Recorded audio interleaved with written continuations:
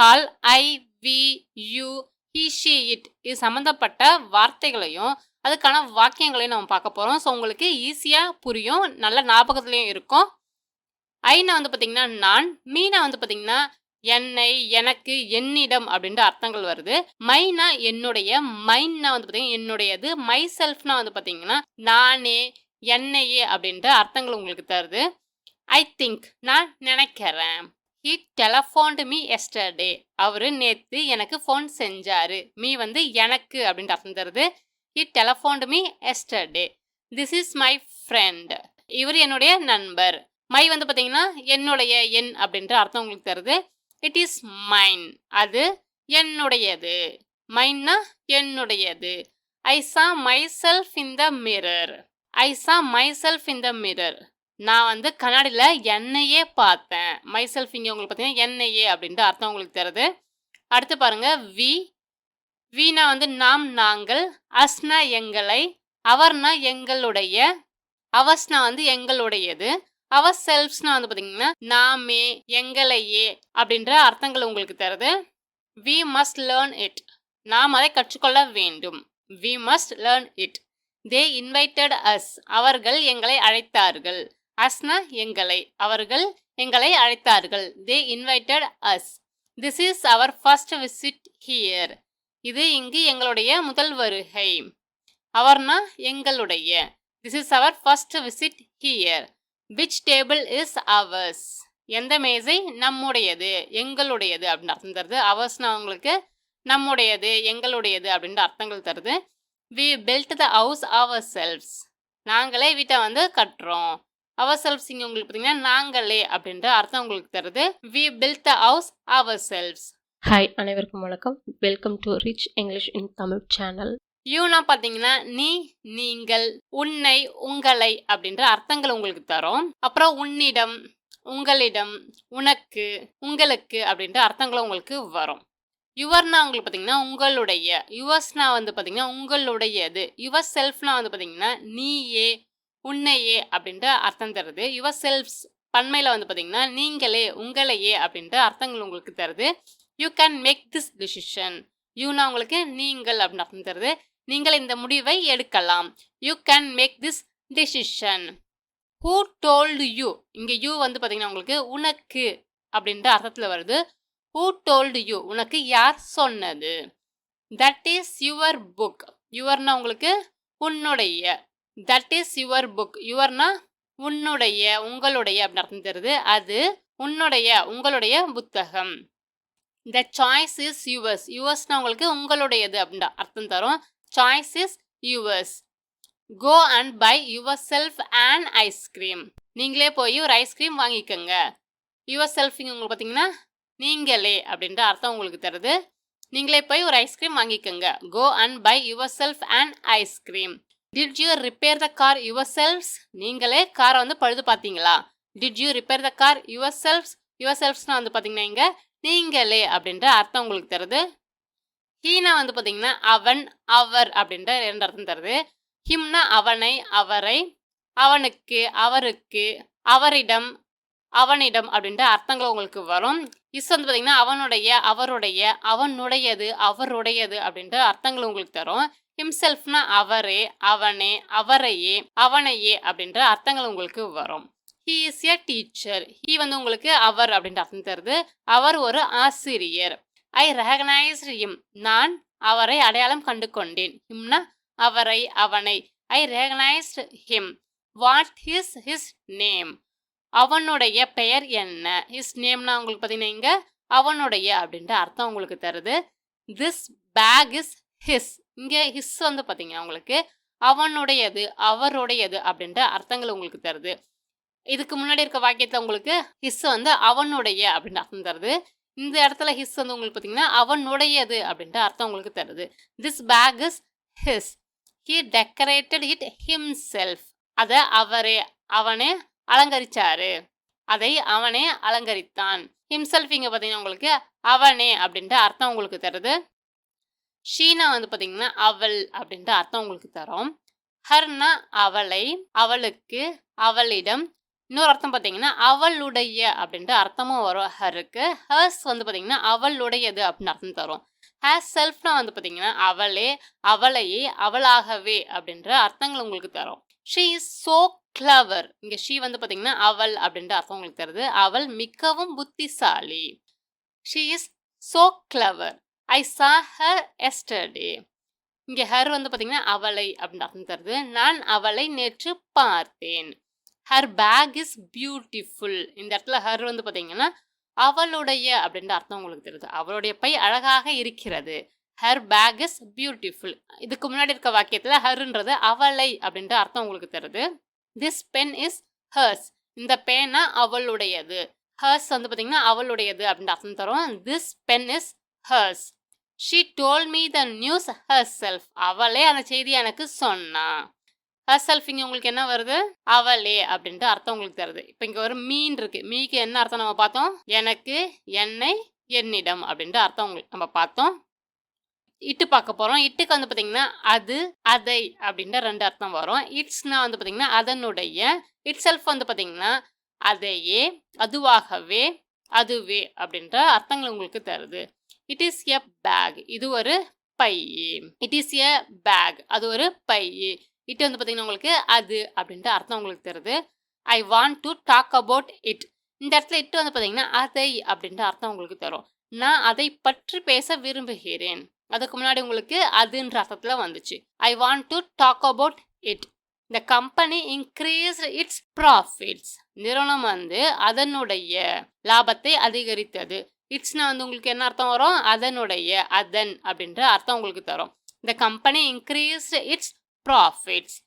த machine stops itself. இயந்திரம் தானாகவே நின்றுவிடும்.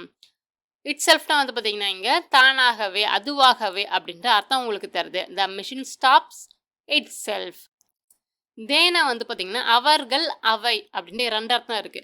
ஏன் அப்படி இருக்குன்னா ஹீஷி இட்டுக்கும் பன்மை வந்து பார்த்தீங்கன்னா தே தான். இப்போ இட்டு இருக்கு இல்லைங்களா, உயிரற்ற பொருட்கள் அப்புறம் விலங்குகளை குறிக்கிறதுக்கு நம்ம இட்டை பயன்படுத்துவோம். அதோடைய பன்மையாக வந்து பார்த்தீங்கன்னா உங்களுக்கு தே தான் அப்படின்னு வரும். ஸோ அப்படி வரும்பொழுது நபரை குறிக்கிறத பன்மை என்ன வரும்? அவர்கள். இப்போ அக்ரிணை அதாவது உயிரற்றதை குறிக்கிறது இட்டு இருக்கு இல்லைங்களா, இட்டுன்னா அது, அதோடைய பன்மை என்னவா வருது? அவை. ஸோ 2 அர்த்தம் வருது. தேனா நீங்கள் அவர்கள் மட்டும் பார்க்கக்கூடாது, அவை அப்படின்ற அர்த்தமும் வருதான்னு நம்ம பார்க்கணும் வாக்கியத்தில் பார்க்கும்போது. தேனா அவர்கள், அவை. தெம்னா வந்து பார்த்தீங்கன்னா அவர்களை, அவர்களுக்கு, அவர்களிடம் அப்படின்ற அர்த்தம் வரும். இன்னொன்று அவைகளை அப்படின்ற அர்த்தமும் வரும். தேர்னா வந்து பார்த்தீங்கன்னா அவர்களுடைய. இன்னொரு அர்த்தம் அவற்றினுடைய.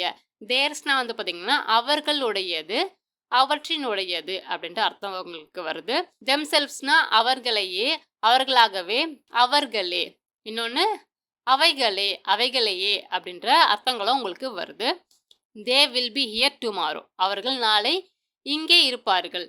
தே will be here tomorrow. Give them all they want. இங்கே தெம் வந்து பார்த்தீங்கன்னா அவர்களுக்கு அப்படின்னு அர்த்தம் தருது. அவர்களுக்கு வேண்டியதெல்லாம் கொடு. Give them all they want. They forgot to take their umbrella. தேர்னா அவர்களுடைய, அவர்கள் அவர்களுடைய கொடையை எடுக்க மறந்துட்டாங்க. They forgot to take their umbrella. Where is theirs. தேர்ஸ்னா வந்து உங்களுக்கு அவர்களுடையது, அவர்களுடையது எங்கே? Where is there's. They finished the work themselves. அவர்களே வேலையை வந்து முடிச்சிட்டாங்க. They finished the work themselves. திஸ்னா வந்து பார்த்தீங்கன்னா பக்கத்தில் இருக்க ஒரு பொருள் நம்ம குறிப்பிடுறதுக்கோ நபரை குறிப்பிடுறதுக்கோ பார்த்தீங்கன்னா உங்களுக்கு திஸ்ன்றதை பயன்படுத்துவோம். அப்போ வந்து இது, இந்த அப்படின்னு அர்த்தம் தருது. அதே பக்கத்தில் இருக்கிற 2, 3க்கு மேலே இருந்ததுன்னா வந்து அது பன்மையில் வரும். தீஸ்ன்றத வரும். இவை அப்படின்ற அர்த்தம் உங்களுக்கு தரும். இப்போ தூரமாக இருக்க ஒன்று நீங்கள் கை காட்டி குறிப்பிடும் பொழுது அதுக்கு வந்து பார்த்தீங்கன்னா தட்டை நீங்கள் பயன்படுத்தணும். அதுவே நிறைய இருக்குன்னா நீங்கள் தோஸ்ன்ற வார்த்தையை வந்து பயன்படுத்தணும். What is this? பக்கத்தில் இருக்கிறத கேட்குறீங்க. இது என்ன? What is this? These books are too heavy for me to carry. இந்த புத்தகங்கள், புத்தகங்கள் வந்து 1க்கு மேலே இருக்குது. ஸோ இந்த புத்தகங்கள் அதனால உங்களுக்கு தீஸ்ன்றது வருது. இந்த புத்தகங்கள் என்னால் சுமக்க முடியாத அளவுக்கு கனமாக இருக்கின்றன. These books are too heavy for me to carry. Where has that pen gone? அந்த பேனா எங்கே போச்சு? Where has that pen gone? How much are those shoes? அந்த ஷூக்கள் எவ்வளவு? What colours are those? அவை என்ன நிறங்கள்? What colours are those? அவை என்ன நிறங்கள்? ஸோ பக்கத்தில் இருக்கிறத குறிக்கும்போது நம்ம என்ன பண்ணுறோம், திஸ்ஸு, தூரமாக இருக்கும்போது தட்டு. பக்கத்தில் இருக்கிறது நிறைய பொருள் இருக்கும்போது தீஸு, தூரமாக இருக்கிறது நிறைய பொருள் இருக்கும்போது தோஸ்ன்ற வார்த்தையை நம்ம பயன்படுத்துகிறோம். சம்னா வந்து பார்த்தீங்கன்னா கொஞ்சம், சிலர், சில அப்படின்ற அர்த்தம் உங்களுக்கு தருது. சம்திங்னா ஏதோ ஒன்று, சம்படினா யாரோ, சம்வேர்னா வந்து பார்த்தீங்கன்னா ஏதோ ஒரு இடத்தில், இன்னொரு அர்த்தம் பார்த்தீங்கன்னா ஏறத்தாழ அப்படின்ற அர்த்தமும் உங்களுக்கு வருது. There is some cake in the kitchen, சமையலறையில் கொஞ்சம் கேக் வந்து இருக்கு. There is some cake in the kitchen. I saw something, நான் வந்து எதையோ பார்த்தேன். சம்திங்ன்றது ஏதோ ஒன்று அப்படின்ற அர்த்தம் உங்களுக்கு தருது. There is somebody at the door, வாசல்ல யாரோ இருக்காங்க. சம்படினா நம்மளுக்கு யாருன்னு தெரியல, ஸோ யாரோ ஒருத்தவங்க இருக்காங்க. There is somebody at the door.